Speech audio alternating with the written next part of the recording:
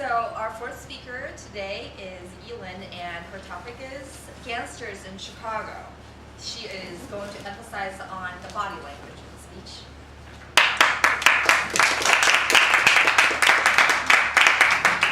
Good evening, fellow Toastmasters. Today my topic is Gangsters in Chicago. Chicago now is a very clean and well-organized city. So it might be very hard for you to imagine how the city would look like in 1920s. So in 1920s, gangsters were everywhere.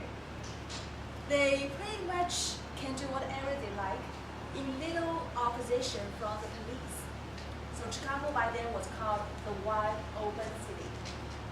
Maybe the only thing that stood in their way is each other. So in early 1920s, Johnny Torrio, he is the biggest gangster at that time, and he owns the largest segment of South Chicago and the Loop. The well-known A1 Capone at that time actually was his right-hand man, his assistant. Johnny Torrio was a little different from his friends. Not like the other gangster, he preferred bribes instead of a bump off. And he rather to spend nights with his wife and children at home instead of spend wild nights outside with his boys on the street. So he is a man that very practical and plan ahead. So when his business goes bigger and bigger, he wanted to expand his territory to southwest of Chicago. And at that time, there is another gangster. His name is O'Banion. O'Banion, his business is almost as large as Torrio, and he feels the threat. So he comes to Torrio and says, I also want a piece of it. Torrio gave him a very small piece of that area, and O'Banion is not satisfied. So he decided to double-cross Torrio and Capone by selling him a brewery. And he knows that the place will be later raided by the police agent. So they went to the place. When the deal went down, the police came in and raided the place. So all the three men, Torrio, Capone, and O'Banion, were arrested. However, Torrio and Capone will later serve their jail time, but O'Banion didn't live long enough to join them. Besides O'Banion's illegal business, he also owned a flower store. It might sound a little bit weird occupation for a criminal like him, but he just loved flowers, and he actually earned a lot of money of it by providing flowers to gangsters' funeral, even the ones that he just assassinated by himself. So after the brewery set up, one night in November, it's a winter, O'Banion was at his flower store working overnight when there are three men coming in. He didn't know the three men is working for Torrio. So three men comes in, and one of the three men shake hands with O'Banion, and the two others actually let him have it. So several days later, O'Banion becomes the centerpiece of his own funeral. And guess who sent the largest and the most expensive flowers? It's Johnny Torrio. But this just begins the wars between the groups of gangsters. After O'Banion died, his partners went after Torrio, and actually he succeeded in getting him. Torrio got 5 shots of they shoot him 5 times on his way back from shopping with his wife. Fortunately, he did survive, but he was hurt. Luckily for him, at that time, he was about to serve his 9 months jail for the arrested by the brewery that set up by O'Banion.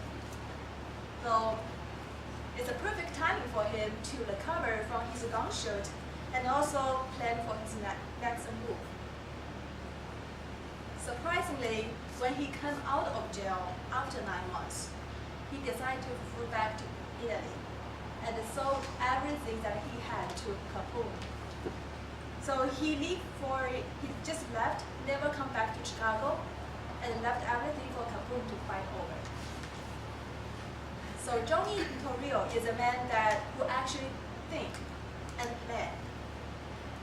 He would rather to set up a deal instead of to order a hit. But on the other hand, Capone was kind of the opposite. So later in the 5 years that Capone was in charge of the underground of Chicago, 500 men died during the Gangsters War, bloody Gangsters War, including the famous St. Valentine's Massacre. So the New York Times called it the coldest ever massacre that happens in the history of Chicago. After this event, it's very interesting because Capone, he think he may get killed, just like what happened on Johnny Torrio before. So he wanted to go to a safe place to stay for a while. So guess what is the most safe place for him? That was jail. So he actually paid to get himself arrested. He made a detective that he knew on a pretty decided place. So he handed over his gun as long as $200,000 pay off for the favor of arresting him. But his men never worried about Capone because Capone paid off so many judges and they know that he will come back whenever he likes. So what happened to a man as powerful as Capone? What the end story about him?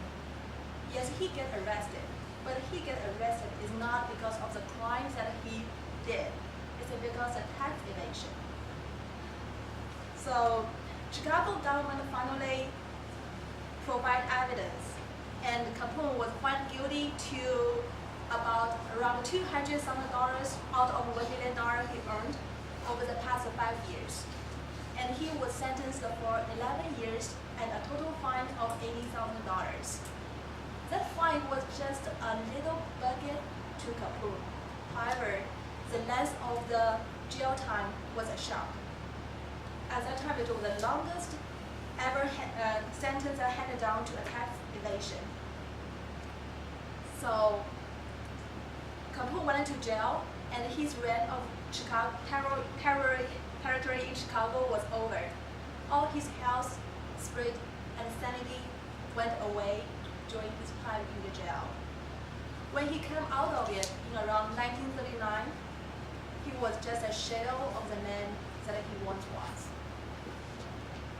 And 8 years later, he died alone and quietly at the age of 48.